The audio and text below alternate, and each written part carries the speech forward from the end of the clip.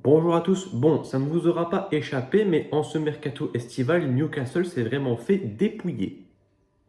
Et oui, car ils ont vraiment perdu toutes leurs stars, enfin en tout cas tous leurs meilleurs joueurs qu'il leur restait, avec la perte de Isaac l'année passée. Donc du coup, ils ont perdu Guimarães, Tonali. Donc là, leur milieu de terrain est totalement détruit, on peut dire. Ils ont perdu Anthony Gordon, leur dernière arme offensive, car maintenant ils se retrouvent avec un Elanga qui a totalement flop, qui a plus du tout de jus dans les jambes et qui supplément, je pense, s'est blessé.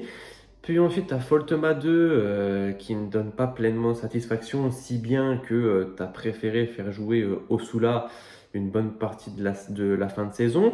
Et tu as également Eddie Howe qui est parti. Donc ça, c'est bien et en même temps pas bien parce que oui, il fallait un moment tourner la page avec lui, mais en même temps avec le nouveau coach, est-ce que ça va aller du premier coup?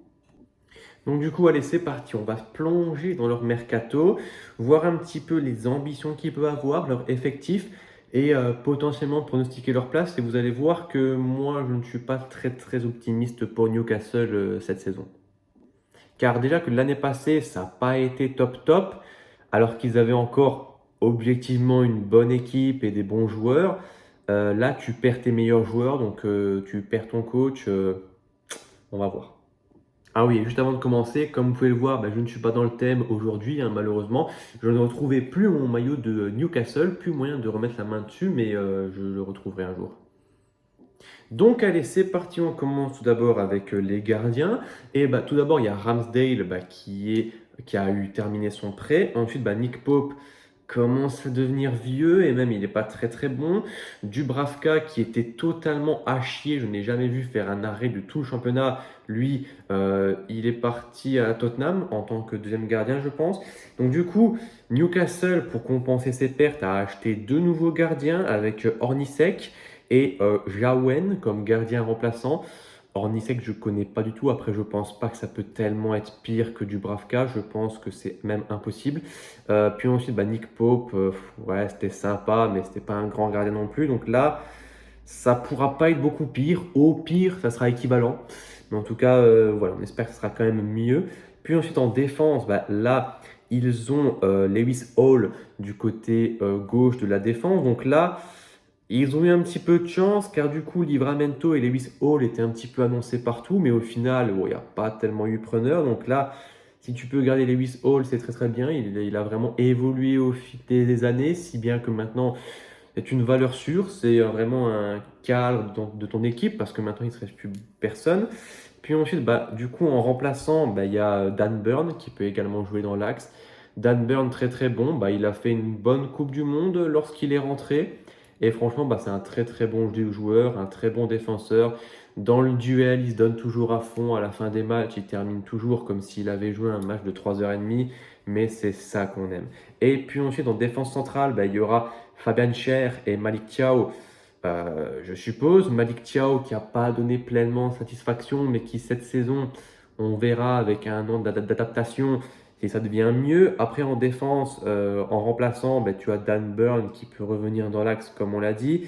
Et après, tu as encore Sven Botman, souvent blessé.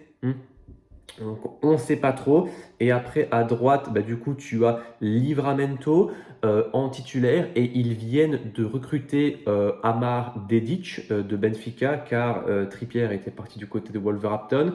Dedic comme remplaçant, c'est bien. C'est bien, j'ai rien à dire. C'est un bon joueur de complément, on va dire, pour la profondeur de ton effectif. Puis ensuite, là au milieu de terrain, c'est vraiment le plus gros chantier. Et pour l'instant, les deux recrues qui ont été faites ne m'emballent absolument pas. Donc du coup, pour l'instant, ton milieu de terrain, à quoi pourrait-il ressembler? Joelinton, ça reste, c'est bien, hein, malgré tout. Tu as Joe Willock, Jacob Ramsey.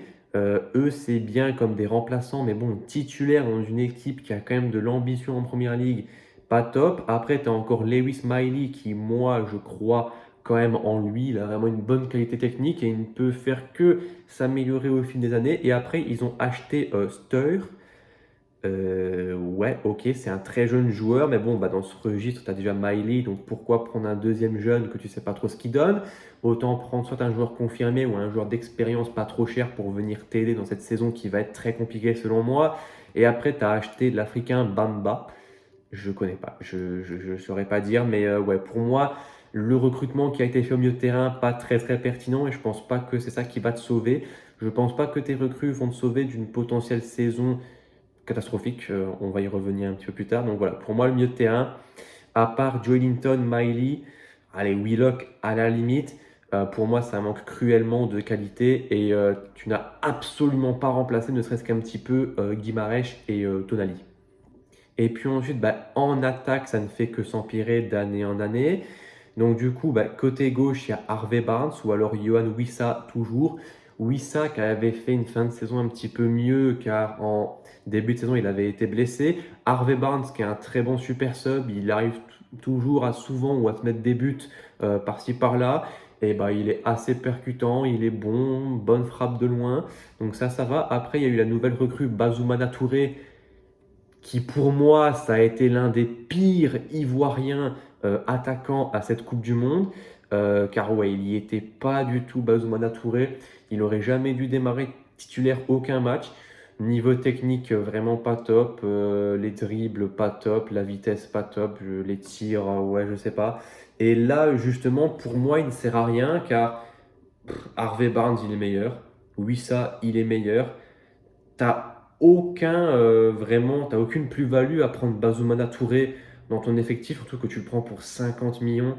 T'avais pas quelque chose d'autre à faire avec tout cet argent. Enfin, donc voilà, pour moi, Bazoumana Touré, bah, énorme erreur.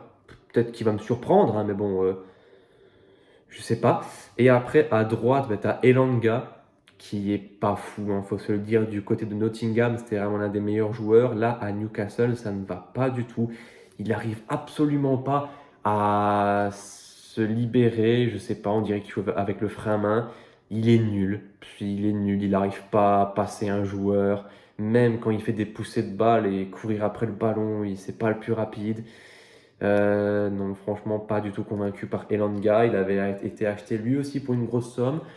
Et franchement, ouais, pour l'instant, ça va pas. Surtout qu'il a été blessé. Donc là, c'est Jacob Murphy qui va certainement prendre sa place. Murphy, ça va, j'aime bien. Tu vois, c'est pas non plus un joueur, on peut avoir de grandes attentes sur lui. Mais il est là, il met des buts. Et franchement, c'est un joueur fiable sur qui tu peux compter. Donc moi, franchement, Murphy, je le mettrais devant Elanga dans la hiérarchie. Peu importe combien tu as payé Elanga, mais Murphy, franchement, je pense qu'on peut plus compter sur lui que Elanga. Et après, ben, en pointe, il y a William Osula qui maintenant sera vraisemblablement le numéro 1, sachant que Voltemade n'a pas donné vraiment satisfaction et surtout bah, que Osula a été plutôt bon dans les minutes qui lui ont été accordées. C'est pour ça que maintenant il passe titulaire. Et Voltemade, oui, il avait bien commencé, oui, c'était intéressant, mais voilà, pas à tous les matchs, ça manque de tranchant.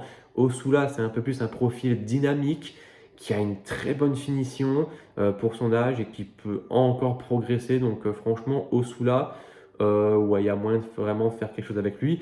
Et moi, je pense que Newcastle, bah, les recrues qui ont été faites, on n'a aucune qui est vraiment pertinente, il n'y en a aucune qui peut vraiment prendre la place de numéro 1. Donc en gros, Newcastle, pour moi, la meilleure attaque qu'ils peuvent aligner à l'heure d'aujourd'hui, c'est Harvey Barnes, Osula et Murphy, sachant que ce sont des joueurs que tu avais déjà bien avant. Donc au final, toutes les recrues que tu as faites, c'est un petit peu des échecs et on verra bien avec les nouvelles recrues au milieu de terrain. Si elles s'implantent dans le collectif, bah, sinon le milieu de terrain, ça va être Joelinton, Miley, Willock ou Ramsey, hein. Donc voilà, comme vous l'avez compris, Newcastle, je ne suis absolument pas emballé par leur mercato, sachant qu'ils avaient vraiment beaucoup d'argent, car bah, du coup, il y a le budget annuel, puis ensuite, bah, il y a eu les ventes de Tonali pour 100 millions, Gordon 80 millions, donc et après, bah, il y a eu Guimarães hein, qui a été vendu pour 90 millions. Donc là, tu avais de la thune hein, et bah, tu n'en as pas fait grand-chose, sachant que bah, tous les joueurs que tu as achetés pour possiblement être des numéros 1 et renforcer réellement ton équipe ne sont pas plus forts que les joueurs que tu as là sous la main. Et pour moi, le recrutement n'est pas du tout pertinent. Peut-être pour le gardien, on verra bien, mais sinon pour le milieu de terrain, je ne pense pas que les joueurs t'apportent vraiment plus de qualité. Ça fait une profondeur de banc, oui, c'est bien, mais là, Newcastle, ce qu'on recherche, c'est vraiment remplacer les joueurs qui viennent de partir, car sinon, je ne donne vraiment pas cher de leur peau. Et en attaque, c'est pareil, hein, pour moi, recrutement totalement à côté de la plaque. Et avec Foltema 2 que j'aime bien, mais bon, qui a vraiment été acheté en panic buy à la toute fin du mercato pour remplacer Isaac qui était parti lui aussi en tout temps de mercato. Donc tu l'as payé cher et tout. Et ouais, donc pour moi, complètement à côté de la plaque. Bon, excusez-moi, j'ai été interrompu, donc voilà, je termine un peu ici à l'arrache. Mais en tout cas, voilà, donc en conclusion, Newcastle, qu'est-ce qu'ils peuvent espérer pour moi? Bah, cette saison, comme on l'a dit, ça n'a pas été vraiment très très top. En plus, tu perds tes meilleurs joueurs. Les nouveaux joueurs qui sont là, ils ne t'apportent pas vraiment beaucoup plus de qualité. Après, franchement, bah, l'effectif vraiment qu'ils ont là, si on retire les nouvelles recrues, il est pas mal. Mais à Newcastle, il y a souvent des blessés.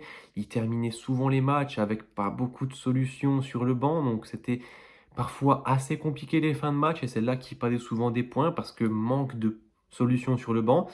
Donc ouais, maintenant tu as des solutions sur le banc, mais quelles sont leurs qualités? Donc voilà, pour moi, si je dois pronostiquer un classement pour Newcastle, ça me fait mal, hein, mais pour moi, c'est relégué.